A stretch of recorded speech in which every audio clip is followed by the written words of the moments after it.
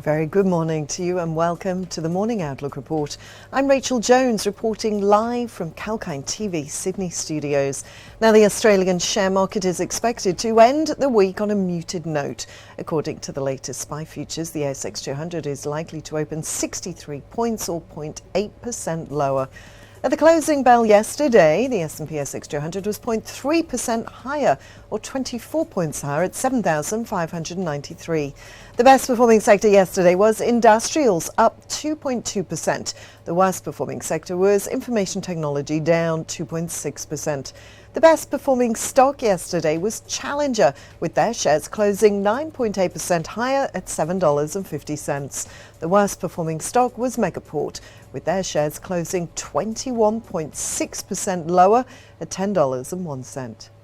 Now looking to some business news from this morning now, and Oz Minerals reports strong cash position of $210 million. And that's maintained after reinvesting $176 million in growth projects. In 2022, their group production and cost guidance remain on track, despite the first quarter weather and COVID production interruptions. Managing Director and CEO Andrew Cole says the first quarter was flagged previously and saw softer start to the year, with elevated COVID-related workforce and supply challenges as they transition to living with COVID across Australia. Their South Australian assets were also impacted by a rainfall event in January, resulting in highway and rail closures and a subsequent supply disruption, in particular at their Prominent Hill, which had no site access via the road for around 3 days and limited access for 12 days. COVID and weather-related issues had a combined production interruption of around 370 metric kilotons ore mined across Corumpintina and the Prominent Hill site.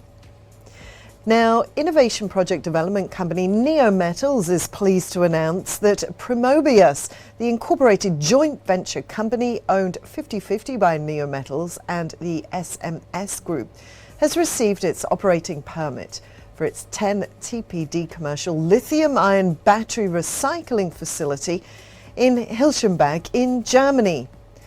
Primobius is receiving and storing EV battery modules from its disposal service customer ahead of the start of commercial operations in mid-May. An alliance has finalised its Northern Australian infrastructure facility loan. They today announced it's executed the facility agreement with the Northern Australian infrastructure facility.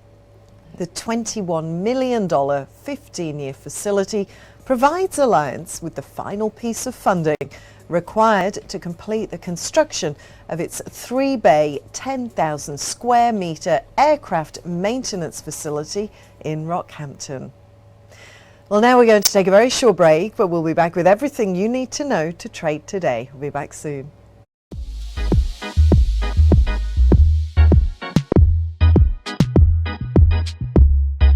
Hi there, James Preston for Kalkine TV.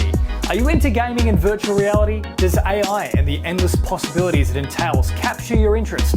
Or are you constantly trawling through the web to try and discover the latest updates and innovations in the tech space? Well, let us do the work for you. From the latest product launches to shocking affairs on the World Wide Web, exclusive interviews and information about the top companies like Apple and Google to brand new tech startups vying for your attention. Kalkine's Tech Beat has the latest in what matters in the world of technology. Join me every single Thursday on the Tech Beat, exclusive to Kalkine TV.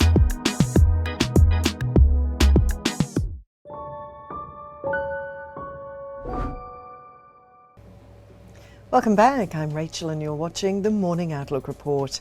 Now in the US, Powell has said that half-point interest rate increase will be on the table when the Fed meets in May, adding it would be appropriate to be moving a little more quickly.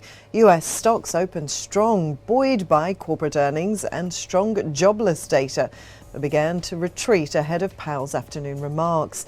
Now, those losses steepened after Powell spoke as investor concerns about central bank's inflation fight took centre stage. So on Wall Street, the Dow Jones fell 1%. The S&P 500 was down 1.5% and the Nasdaq ended 2.1% lower. The MSCI World Equity Index was down 1.12%. And over in Europe, the Stoxx 50 rose 0.8%. The FTSE fell 0.02%. The CAC rose 1.4% and the DAX ended 1% higher.